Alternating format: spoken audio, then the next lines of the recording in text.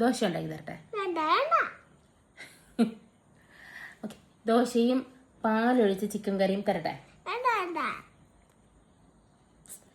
എന്നാ ദോശയും പാലൊഴിച്ച് മീൻകറി തരട്ടെ? പിന്നെന്താ വേണ്ട? എന്താ? ഓക്കെ, എന്താ ഉപ്പുമാവ് ഉണ്ടാക്കി തരട്ടെ? ഇഡ്ഡലി? നഗ്ഗറ്റ്സ് ഉണ്ടാക്കി തരട്ടെ? അതും വേണ്ടേ?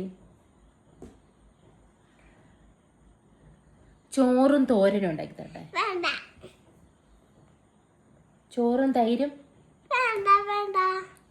ഇച്ചിരി തൈര് കൂട്ടി ചോറ്, മോര് കൂട്ടി ചോറ്, സാമ്പാർ കൂട്ടി ചോറ്,